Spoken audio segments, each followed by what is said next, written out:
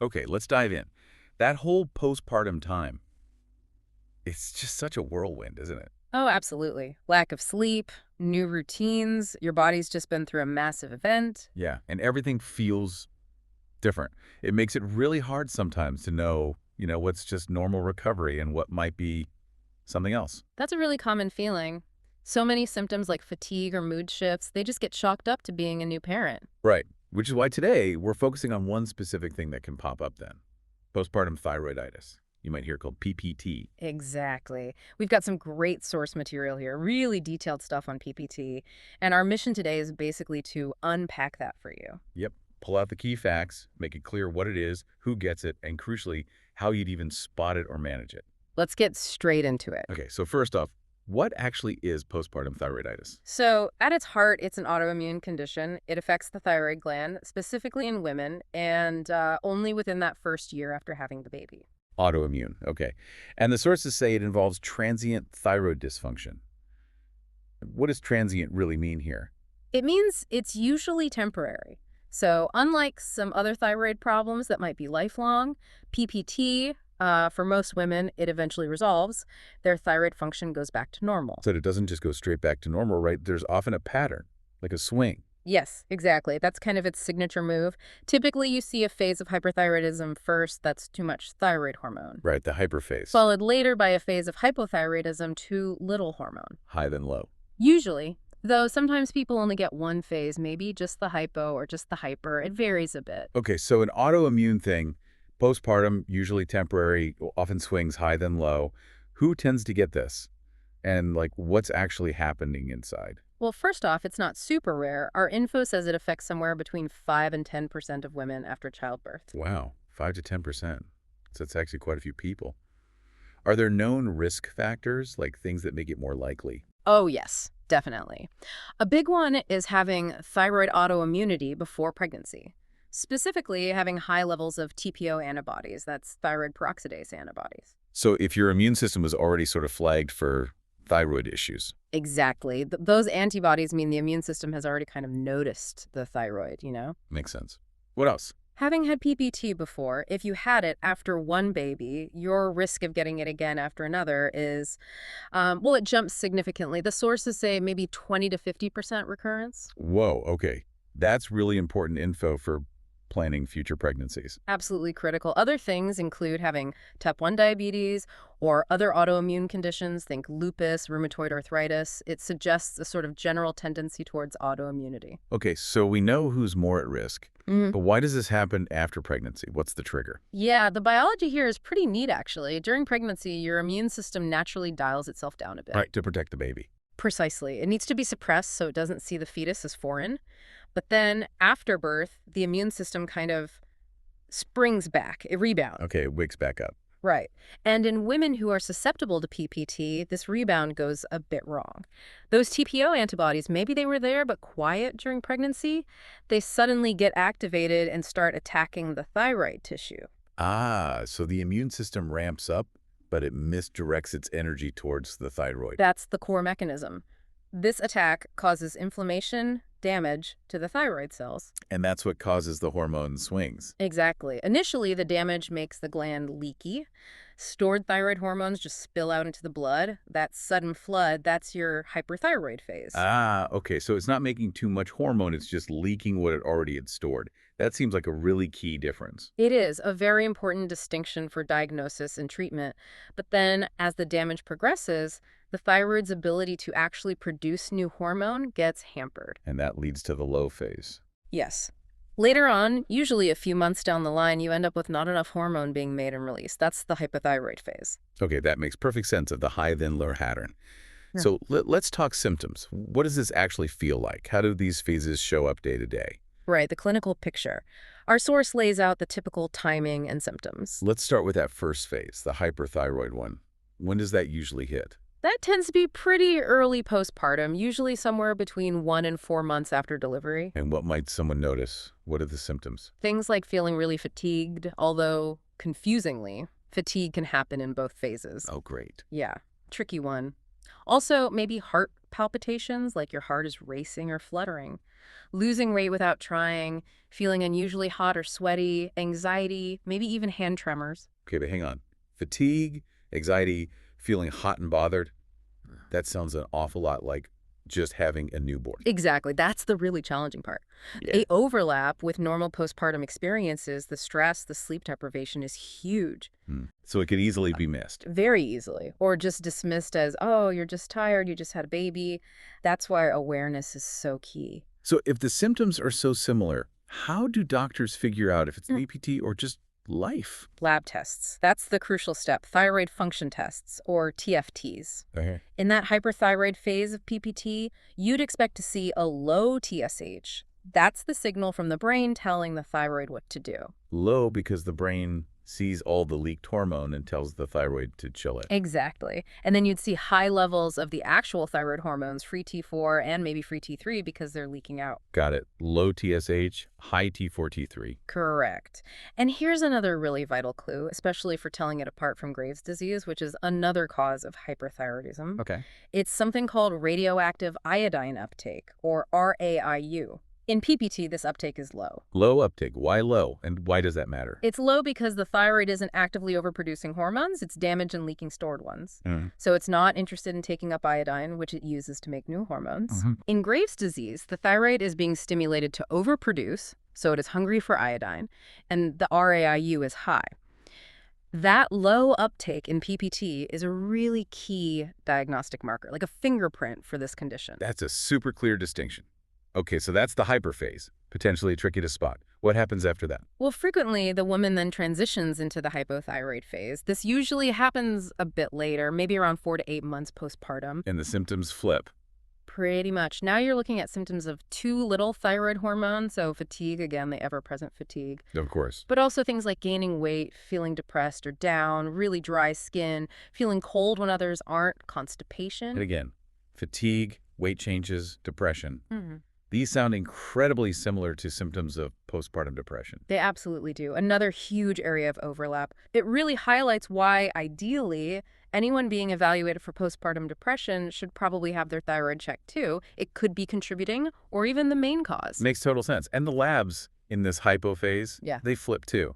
Yes, the pattern reverses. Now, the TSH level will be high because the brain is trying really hard to get the thyroid to work. Shouting at it, basically. Kind of. And the free T4 level will be low because the thyroid just isn't producing enough.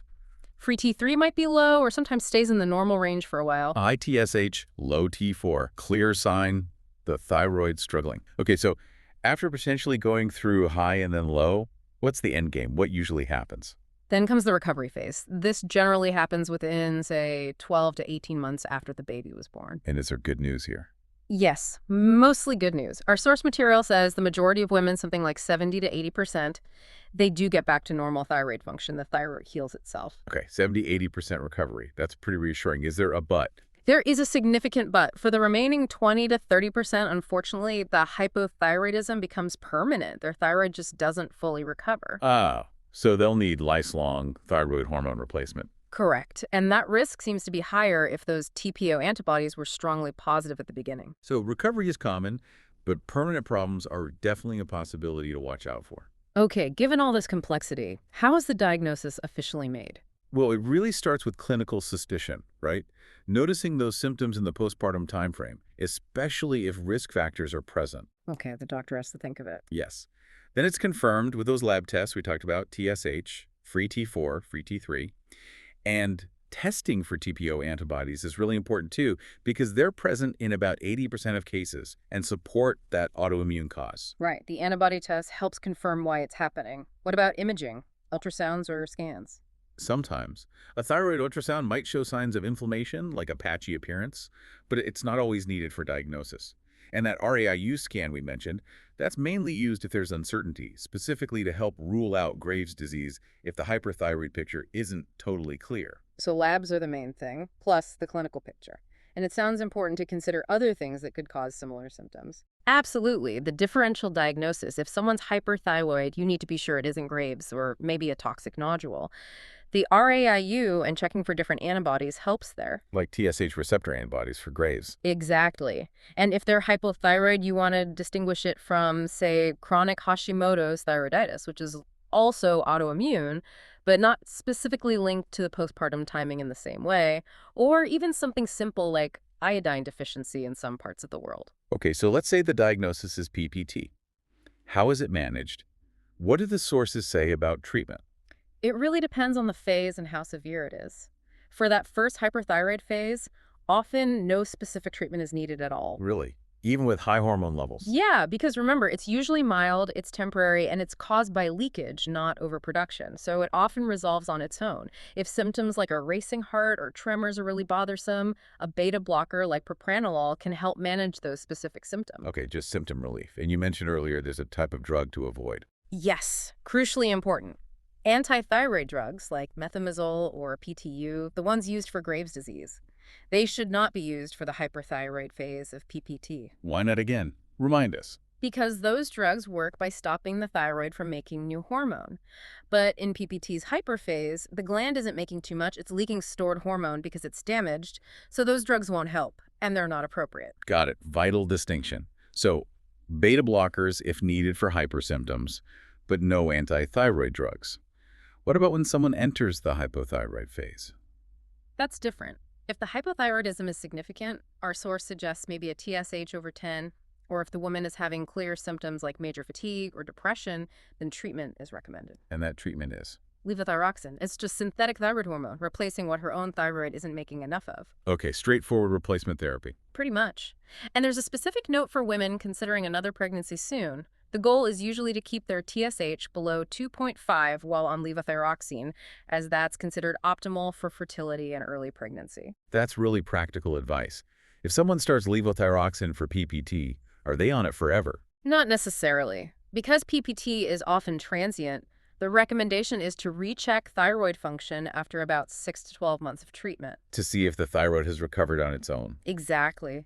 If the tests show that the thyroid is working normally again, the levothyroxine can often be gradually reduced and stopped. So monitoring is key to know if treatment is still needed?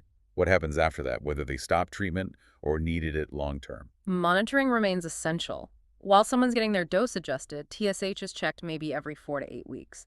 But here's the really critical long-term point. Everyone with a history of PPT should get their TSH checked annually. Annually, even if they fully recovered years ago? Yes. Because of that 20–30% risk of developing permanent hypothyroidism later in life, having had PPT marks you as being at higher risk down the road, so that yearly check is important to catch any changes early. Wow, okay. That really shapes the long-term outlook, the prognosis. Let's just quickly recap that again. Sure. The good news, 70–80% get back to normal within about a year to 18 months. The caution, 20–30% risk of permanent hypothyroidism, especially if TPO antibodies were high. And the other big one, a high risk, 40–60% of it happening again in future pregnancies. Okay, bringing this all together, what does this mean for you listening? Why should you care about BPT, maybe even if you haven't had kids or experienced this? Well, like we said, knowledge is power, right? Especially during that vulnerable postpartum time. Just knowing PPT exists means you might recognize those overlapping symptoms, the fatigue, the mood changes in yourself, or maybe a friend or sister. Yeah, you might think beyond just stress. Exactly. It reminds us that sometimes there's a specific medical reason behind those feelings. And if you know you have risk factors like type 1 diabetes or other autoimmune issues, being aware of PPT before a potential pregnancy is really helpful. And if someone is diagnosed or suspects they have it, what are the key takeaways for them? Based on our source, the crucial things are understanding the condition, the possible phases, knowing why follow-up testing is so important, don't skip those blood tests, and definitely being aware of that high recurrence risk for future pregnancies so they can be monitored closely next time. It really paints a picture of just how much the body goes through after birth and how complex the interplay is. It really does. PTT is common, it's usually temporary, but it can have a real impact. Recognizing it, getting tested, getting the right management, or knowing when not to treat, it's all vital. And it pinpoints that group who need longer-term watching. Which leaves us with something to think about, doesn't it? Yeah. This connection between pregnancy, the immune system kicking back in, and potentially long-lasting effects on something like the thyroid. It's fascinatingly complex. It is. For women who go through PPT, even if they recover, there's this ongoing need for awareness, for monitoring that extends way beyond that first year. So what does that tell us about how we support new mothers overall? Maybe we need to think beyond just the immediate physical recovery and emotional support. Yeah, maybe it points to a need for a more comprehensive, longer-term view, checking in on these less obvious but potentially impactful health changes that can linger or develop later. It suggests that continued follow-up, those check-ins with healthcare providers, aren't just a formality. They're a really crucial part of looking after women's health long after the baby arrives. Something to keep in mind.